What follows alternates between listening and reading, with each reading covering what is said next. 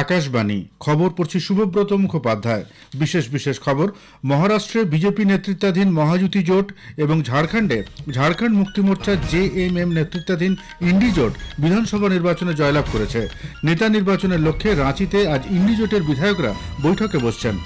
প্রধানমন্ত্রী নরেন্দ্র মোদী আজ আকাশবাণীতে মন কি বাত অনুষ্ঠানে তাঁর চিন্তাভাবনা দেশ বিদেশের মানুষের সঙ্গে ভাগ করে নেবেন। সংসদের শীতকালীন অধিবেশনের প্রাক্কালে সরকার আজ এক সর্বদলীয় বৈঠক ডেকেছে। বিদেশমন্ত্রী ডক্টর এস জয়শঙ্কর আজ 3 দিনের সরকারি সফরে ইটালি যাচ্ছেন। বর্ডার গাভাস্কার ট্রফির প্রথম ক্রিকেট টেস্টে অস্ট্রেলিয়ার বিরুদ্ধে 218 রানে এগিয়ে থেকে ভারত আজ তৃতীয় দিনের খেলা শুরু করবে। আসছে বিস্তারিত খবরে। মহারাষ্ট্রে বিজেপি নেতৃত্বাধীন মহাজুতি জোট এবং ঝাড়খণ্ডে ঝাড়খণ্ড মুক্তি মোর্চা জেএমএম নেতৃত্বাধীন ইন্ডি জোট বিধানসভা নির্বাচনে জয়লাভ করেছে। মহারাষ্ট্রে 288টি আসনের মধ্যে মহাজুতি জোটের বিজেপি একাই পেয়েছে 132টি, একনাথ শিন্ডে নেতৃত্বাধীন শিবসেনা পেয়েছে 57টি আসন, এনসিপির অজিত পাওয়ার গোষ্ঠী 41টি আসনে জয়লাভ করেছে। অন্যদিকে বিরোধী মহাবিকাশ আঘাড়ি জোটে উদ্ধব ঠাকরে নেতৃত্বাধীন শিবসেনা 20টি, কংগ্রেস 16টি এবং এনসিপি শারদ পাওয়ার গোষ্ঠীর 10টি আসন পেয়েছে। অন্যান্যরা জিতেছে 12টি আসনে। এদিকে ঝাড়খণ্ডে 81টি আসনের মধ্যে শাসক জেএমএম 34টি, কংগ্রেস 16টি, আরজেডি 4টি এবং সিপিআইএম এর লিবারেশন 2টি আসনে জয়ী হয়েছে। অন্যদিকে বিজেপি পেয়েছে 21টি আসন, অন্যান্যরা জয়ী হয়েছে 6টি আসনে। ইন্ডি জোটের বিধায়করা আজ রাঁচিতে মুখ্যমন্ত্রী হেমন্ত সোরেনের বাসভবনে নেতা নির্বাচনের জন্য এক বৈঠকে বসছেন। উল্লেখ্য, মহারাষ্ট্রে 288টি আসনে এ মাসের 20 তারিখ এক দফায় এবং ঝাড়খণ্ডে 81টি আসনে 13 এবং 20 তারিখ 2 দফায় ভোট নেওয়া হয়। প্রধানমন্ত্রী তথা শীর্ষ বিজেপি নেতা নরেন্দ্র মোদী বলেছেন, মহারাষ্ট্র বিধানসভা নির্বাচনে দলের জয় সুশাসন এবং উন্নয়নের বিজয়। দিল্লিতে বিজেপি সদর দপ্তরে গত সন্ধ্যায় দলীয় কর্মীদের উদ্দেশ্যে শ্রী মোদী বলেন, এই নির্বাচনের ফলাফল নেতিবাচক রাজনীতির পরাজয়। শ্রী মোদী ঝাড়খণ্ডের জনগণকেও ধন্যবাদ জানিয়েছেন। তিনি বলেন, ঝাড়খণ্ডের উন্নয়নের জন্য তাঁর দল এখন দ্বিগুণ পরিশ্রম করবে। ঝাড়খণ্ড বিধানসভা নির্বাচনে জেএমএম জোট জয়লাভ করায় মুখ্যমন্ত্রী তথা ঝাড়খণ্ড মুক্তি মোর্চার প্রধান হেমন্ত সোরেন রাজ্যবাসীর কাছে কৃতজ্ঞতা প্রকাশ করেছেন। গতকাল রাঁচিতে এক সাংবাদিক সম্মেলনে শ্রী সোরেন বলেন, মানুষ তাঁদের প্রতি আস্থা রেখেছেন এবং বিজেপির রাজনীতিকে পরাস্ত করেছেন। কেরালার ওয়েনার লোকসভা আসনের উপনির্বাচনে কংগ্রেস নেত্রী প্রিয়াঙ্কা গান্ধী জয়ী হয়ে প্রথমবার সংসদে যাচ্ছেন। প্রিয়াঙ্কা সিপিআই প্রার্থীকে 4,10,000-এরও বেশি ভোটে হারিয়ে দিয়েছেন। রাহুল গান্ধী ওয়েনার আসনটি ছেড়ে দেওয়ায় সেখানে উপনির্বাচন হয়। জয়ের পর প্রিয়াঙ্কা গান্ধী বলেন, মানুষ তাঁর প্রতি আস্থা ও বিশ্বাস রেখেছেন, তার মর্যাদা রক্ষা করতে হবে।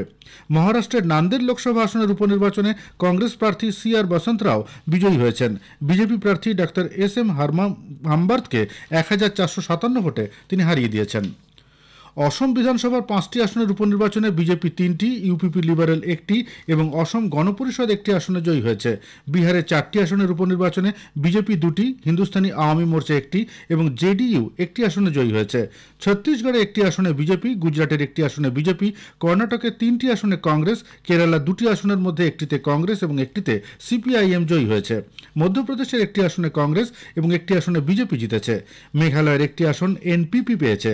পাঞ্জাবের 4টি আসনের মধ্যে 3টিতে আম আদমি পার্টি এবং 1টিতে জয়ী হয়েছে কংগ্রেস। রাজস্থানের 7টি আসনের উপনির্বাচনে 5টিতে বিজেপি, 1টিতে কংগ্রেস এবং 1টিতে ভারত আদিবাসী পার্টি জয়ী হয়েছে। সিকিমের 2টি আসনের উপনির্বাচনে সিকিম ক্রান্তিকারী মোর্চা বিনা প্রতিদ্বন্দ্বিতায় জয়ী হয়েছেন। উত্তরপ্রদেশের 9টি কেন্দ্রে উপনির্বাচনে বিজেপি দখলে গেছে 6টি আসন, আরএলডি 1টি এবং সমাজবাদী পার্টি 2টি আসনে জয়ী হয়েছে। পশ্চিমবঙ্গের 6টি বিধানসভা আসনের উপনির্বাচনে শাসক তৃণমূল কংগ্রেস সবকটিতেই জয়ী হয়েছে।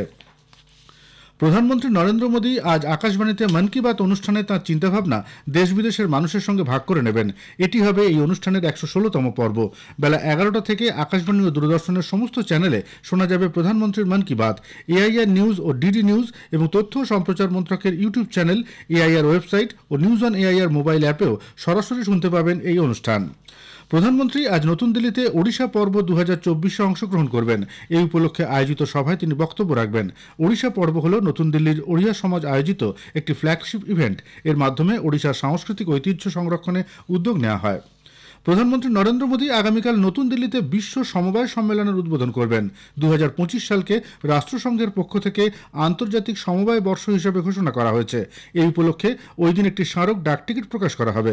ইন্টারন্যাশনাল কোঅপারেটিভ অ্যালায়েন্সের উদ্যোগে আয়োজিত এই আন্তর্জাতিক সম্মেলনে বিশ্বের বিভিন্ন দেশের 30 লক্ষের কাছাকাছি সমবায় সংস্থার বিভিন্ন সমস্যার সমাধান ও ভবিষ্যৎ কর্মসূচি নিয়ে আলাপ আলোচনা করা হবে। খবর শুনছেন আকাশবাণী থেকে।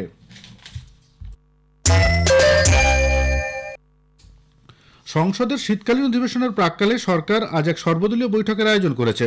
প্রতিরক্ষামন্ত্রী রাজনাথ সিং এই বৈঠকে পৌরোহিত্য করবেন। লোকসভা এবং রাজ্যসভার অধিবেশন সুষ্ঠুভাবে পরিচালনার জন্য সরকার সমস্ত রাজনৈতিক দলের সহযোগিতা চাইবে।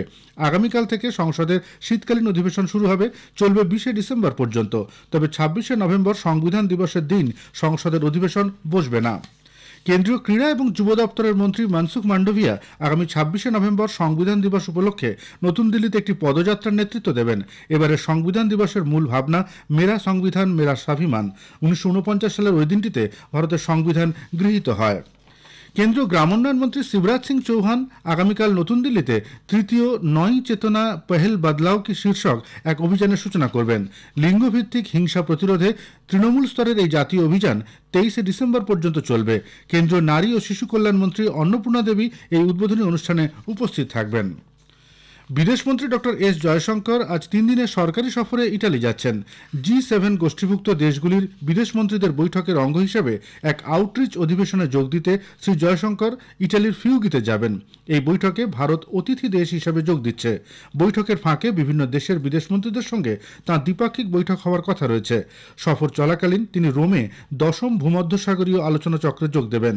ইটালির পররাষ্ট্র বিষয়ক এবং আন্তর্জাতিক সহযোগিতা সংক্রান্ত মন্ত্রকের উদ্যোগে এই আলোচনা চক্রের আয়োজন করেছে institute of international political studies. Doctor Jaishankar রোমে নবনির্মিত ভারতীয় দূতাবাসেরও উদ্বোধন করবেন। কেন্দ্রীয় সংখ্যালঘু বিষয়ক মন্ত্রী কিরেন রিজিজু গতকাল নতুন দিল্লিতে হজ যাত্রা সংক্রান্ত অ্যাপের দ্বিতীয় পর্যায়ের সূচনা করেছেন। রাজ্য এবং কেন্দ্রশাসিত অঞ্চলগুলির হজ কমিটির চেয়ারপারসনদের এক বৈঠকে তিনি পৌরোহিত্য করেন। তিনি বলেন যে ইসলাম ধর্মাবলম্বী প্রতিটি মানুষই জীবনে অন্তত একবার হজ যাত্রা করতে চান। সরকারের লক্ষ্য এবারের হজ তীর্থযাত্রীদের সর্বশ্রেষ্ঠ সুবিধা, পরিষেবা এবং অভিজ্ঞতা প্রদান। গত বছর 4,500 মুসলিম মহিলা কোনো মেহরাম ছাড়াই হজ যাত্রা করেছেন বলে মন্ত্রী উল্লেখ করেন। ভুটানের প্রধানমন্ত্রী সেরিং তোবগে 3 দিনের সফরে আজ নতুন দিল্লি আসছেন। আগামীকাল দিল্লিতে একটি অনুষ্ঠানে অংশ নিয়ে মঙ্গলবার বিকেলে ফিরে যাবেন তিনি। জানুয়ারিতে প্রধানমন্ত্রী হিসেবে দায়িত্ব নেওয়ার পর প্রথম বিদেশ সফরে গত মার্চে ভারতে এসেছিলেন তোবগে। গোয়ায় ভারতের 55তম আন্তর্জাতিক চলচ্চিত্র উৎসবের আজ 4র্থ দিন।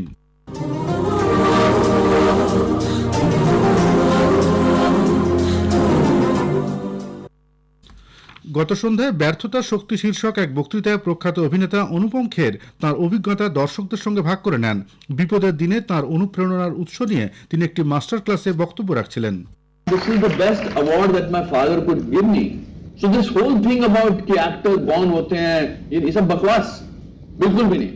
दूसरा एक और, I keep giving you examples of failure so that you get this out of your system that remember failure is an event, never a person. We are too scared of failure today's time. You're always somebody's trying to make you feel that somebody is doing better than you.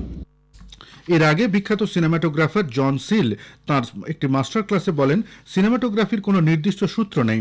প্রতিটি প্রকল্প তার অনন্য গল্প এবং প্রসঙ্গের উপর ভিত্তি করে নতুন এবং সৃজনশীল পদ্ধতির দাবি রাখে। 48 ঘন্টার মধ্যে শর্ট ফিল্ম তৈরি করার প্রতিযোগিতা ক্রিয়েটিভ মাইন্ডস অফ টুমোরো গতকাল শেষ হয়েছে। আজ এর ফল ঘোষণা। অভিনেতা, প্রযোজক, পরিবেশক এবং অন্যান্য শিল্প পেশাদারদের উপস্থিতিতে গতকাল ফিল্ম বাজার ছিল জমজমাট। গতকাল প্রায় 70টিরও বেশি চলচ্চিত্র প্রদর্শিত হয়।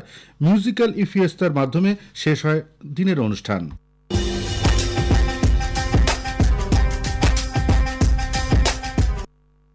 আবহাওয়া দপ্তর আজ আন্দামান নিকোবর দ্বীপপুঞ্জে ভারী বৃষ্টির পূর্বাভাস দিয়েছে। আগামীকাল থেকে তামিলনাড়ুর পুদুচেরি এবং করাইকালে ভারী থেকে অতি ভারী বৃষ্টি হওয়ার সম্ভাবনা। পার্থের অপটো স্টেডিয়ামে বর্ডার গাভাস্কার ট্রফির প্রথম ক্রিকেট টেস্টে অস্ট্রেলিয়ার বিরুদ্ধে 218 রানে এগিয়ে থেকে ভারত আর তৃতীয় দিনের খেলা শুরু করবে। অস্ট্রেলিয়ার প্রথম ইনিংস গতকাল 104 রানে শেষ হয়ে যায়। এরপর দ্বিতীয় ইনিংসে ব্যাট করতে নেমে ভারত দিনের শেষে বিনা উইকেটে 172 রান করেছে। সৌদি আরবের জেড্ডায় আজ শুরু হচ্ছে দুদিনের আইপিএলের নিলাম। ভারতীয় সময় দুপুর 3টে থেকে শুরু হবে এই নিলাম। শেষ করার আগে খবরের বিশেষ কিছু অংশ আরও একবার। মহারাষ্ট্রে বিজেপি নেতৃত্বাধীন মহাজুতি জোট এবং ঝাড়খণ্ডে ঝাড়খণ্ড মুক্তি মোর্চা জেএমএম নেতৃত্বাধীন ইন্ডি জোট বিধানসভা নির্বাচনে জয়লাভ করেছে। প্রধানমন্ত্রী নরেন্দ্র মোদী আজ আকাশবাণীর মন কি বাত অনুষ্ঠানে তাঁর চিন্তাভাবনা দেশ বিদেশের মানুষের সঙ্গে ভাগ করে নেবেন। খবর শেষ হলো।